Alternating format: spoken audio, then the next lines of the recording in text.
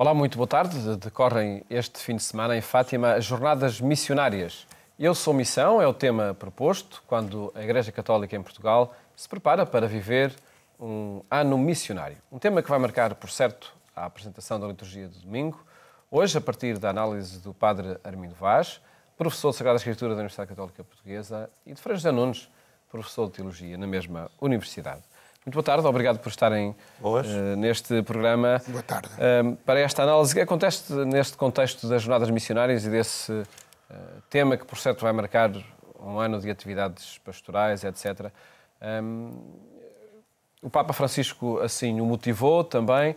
É um tema urgente, na sua opinião, Frei José Nunes? Sim, urgentíssimo.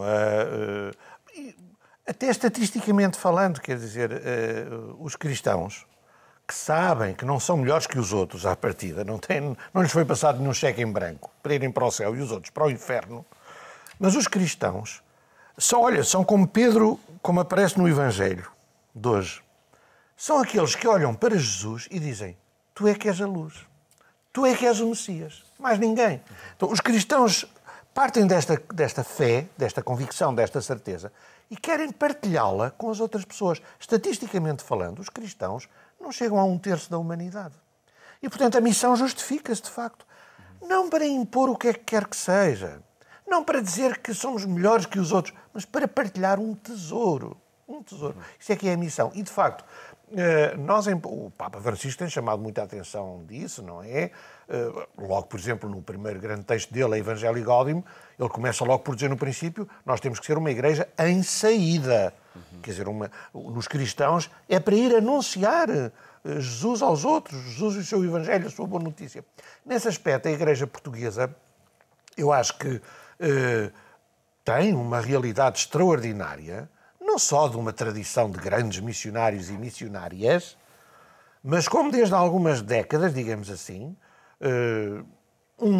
dezenas e dezenas de grupos de voluntariado missionário, leigos e leigas, extraordinário, quer dizer, que se preparam para ir fazer missão. E uns vão por um mês, outros por 2 meses, outros por meio ano, outros por 1 ano, outros por 2 ou 3 anos.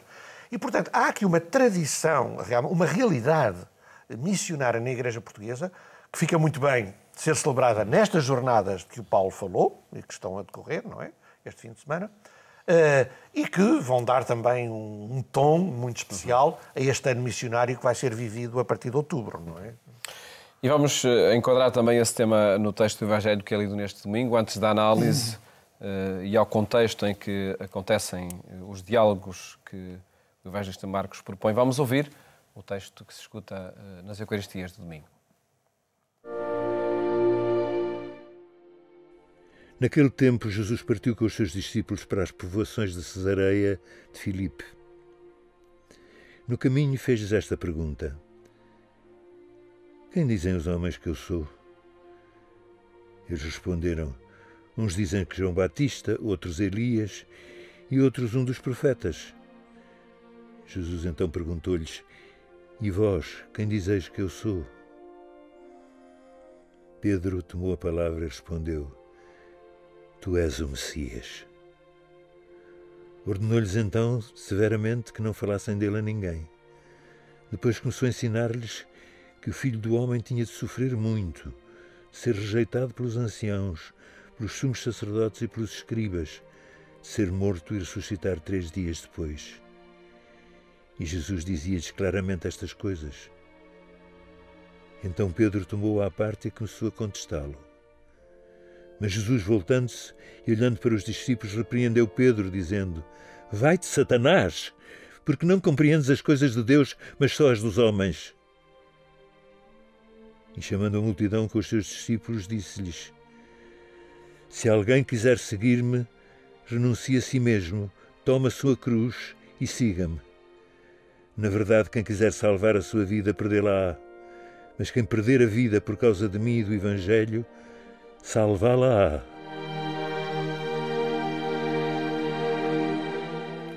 Padre Armindo Vaz, pedi-lhe que nos contextualizasse este diálogo. Desde logo, a partir dessa circunstância com que iniciou o texto, estavam em caminho. E foi durante a caminhada que aconteceu esse diálogo entre os discípulos e o Mestre, ou entre Pedro. Estavam a caminho. e os discípulos estão a fazer um caminho no discipulado, isto é, no seguimento de Jesus, na captação da mensagem de Jesus. E enquanto vão a caminho, isto é, a caminhar na perfeição ou no aperfeiçoamento para compreenderem a pessoa, o ser de Jesus, é-lhes posta por parte dele a questão das questões. Também poderia ressoar, e realmente ressoou ao longo dos séculos, e ainda poderia ressoar hoje.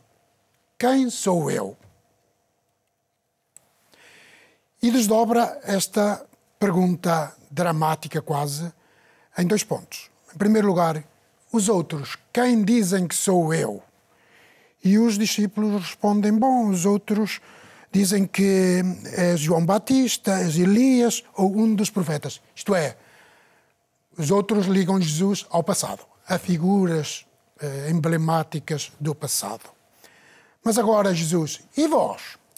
Ou seja, agarra-lhes pelos colarinhos, mas vós, quem dizeis que eu sou? E por todos responde a figura representativa que é Pedro. E responde dizendo, tu és o Messias. Aparentemente, alguém diria... A resposta certa, não é? Resposta certa, exatamente. 20 valores.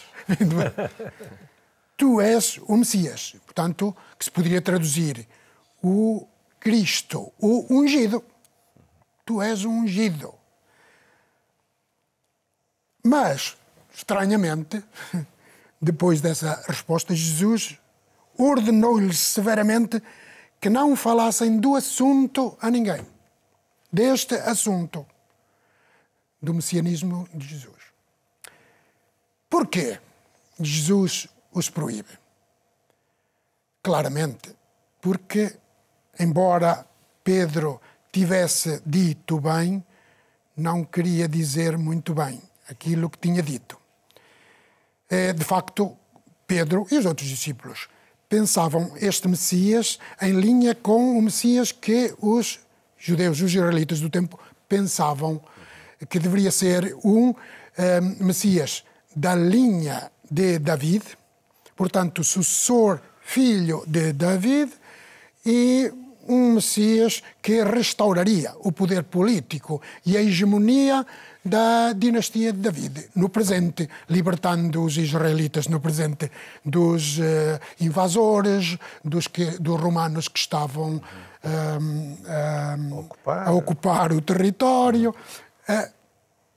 Era nesse sentido que pensavam este Messias.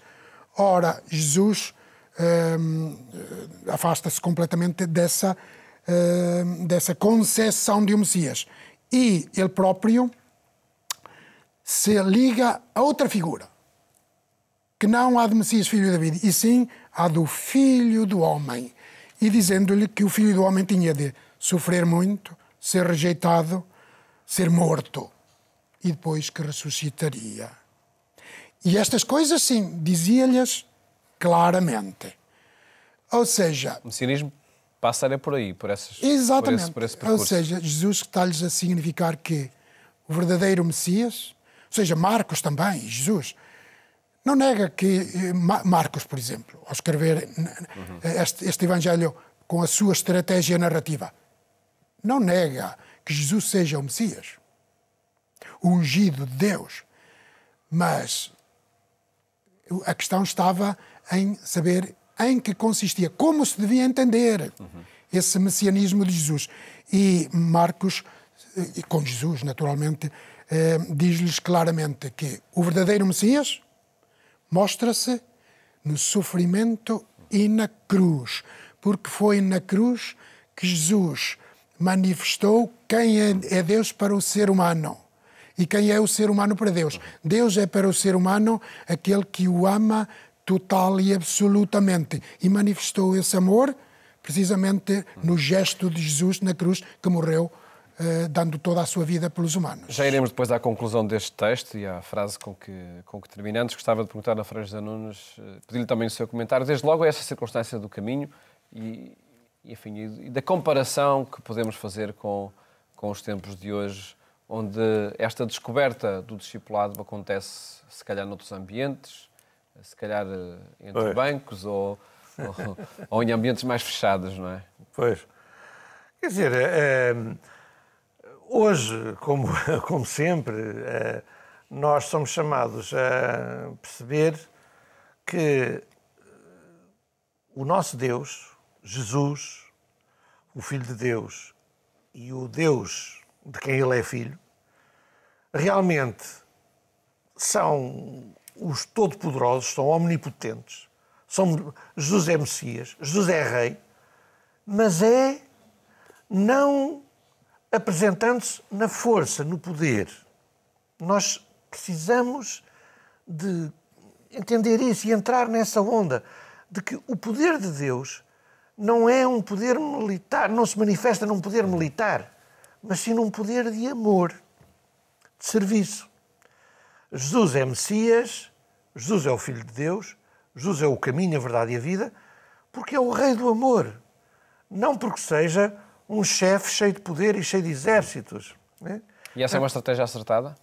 É acertadíssima, mas é muito difícil, por vezes, de ser aceito. Porque nós temos a tendência, humanamente isso é compreensível, psicologicamente isso é compreensível, nós gostamos de estar ao pé dos poderosos e gostamos que o poder se manifeste, não é? Quer dizer, e portanto, custa-nos muitas vezes realmente perceber que a felicidade, a verdadeira vida, o Paulo já dizia que íamos terminar com a frase do Evangelho. Pode ir lá já, claro. Posso ir.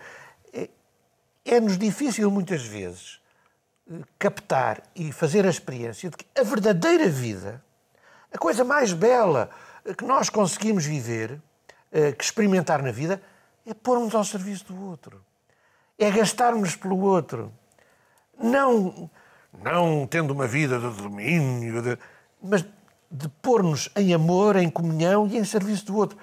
Quem entra nisto, quem capta isto, realmente ganha a vida. E é feliz, não é? E assim é o nosso Deus. O nosso Deus é assim, não é? Daí essa tal frase final, quem perder a sua vida, salva-la. Salva-la. Quer dizer, e quem consegue realmente experimentar isso, eu acho que quase todas as pessoas no mundo já alguma vez fizeram essa experiência. Umas fazem muitas vezes, outras fazem menos. Mas quem alguma vez fez essa experiência de que é importante, bom, ajudar alguém, essa pessoa sente que tocou o mais profundo, mais sublime da vida. Pôr-se ao serviço do outro. Isso traz também alegria, felicidade, realização, sentido para a vida. Sentido para a vida, não é? E está aqui o essencial do ser-se cristão, Padre Armindo Vaz. E de ser seguidor de Jesus. Está aí o essencial. Pedro e os discípulos que seguiam a Jesus não tinham compreendido em que consistia, ou seja, não tinham compreendido a identidade de Jesus enquanto Filho de Deus, que manifestava o amor de Deus sofrendo também, porque para isso também foi elevado e porque assumiu todas as consequências de anunciar o amor de Deus a uma sociedade injusta e violenta. Essa sociedade não quis ser tocada na sua honra, no seu poder, na sua fama, e então liquidou Jesus, levou para a cruz. E agora Pedro não estava disposto a aceitar isso. Quando Jesus lhe disse, o Filho do Homem tem que sofrer, ser morto, Pedro, como é isso? Então vai ser liquidado. Isto é, a vida é daqueles que se deixam aniquilar, é dos falidos, dos derrotados. Isto não pode ser. A vida é dos que têm poder e que se assumem e se afirmam na sociedade. E portanto, Pedro diz-lhe para desistir disso. Mas Jesus põe-no logo no seu lugar. Com esta afirmação que parece agressiva. Parece, mas aqui está traduzido: vai-te, Satanás, porque não compreendes as coisas de Deus, mas só as dos homens. Nós poderíamos traduzir isto de outra maneira, talvez mais compreensível. Vai para trás de mim. Isto está isto é o que diz o verbo. O original. Vai para trás de mim. Empecilho. Este Satanás é a grecização da palavra hebraica Satan, que significa empecilho, obstáculo, como é o tentador, o opositor, isso. Tu és opositor, opões-te ao plano de Deus, ao plano do amor de Deus para a humanidade. Não queres que eu manifeste o amor de Deus pela humanidade e queres que eu te siga a ti. Não, tu põe-te no teu lugar, vai para trás de mim e segue-me a mim. É aí que depois Jesus põe aquelas condições. Quem quer seguir-me, renuncia a si mesmo, toma a sua cruz, siga-me. De facto, aí uma síntese do que é a atitude cristã, a partir do exemplo de Jesus. Claro, e este tomar a sua cruz não é fazer, sei lá, fazer penitências, rigores, disciplinas. Também pode passar por aí se alguém tiver vontade para isso. Significa, na realidade, toma a sua cruz, isto é, assuma com todas as consequências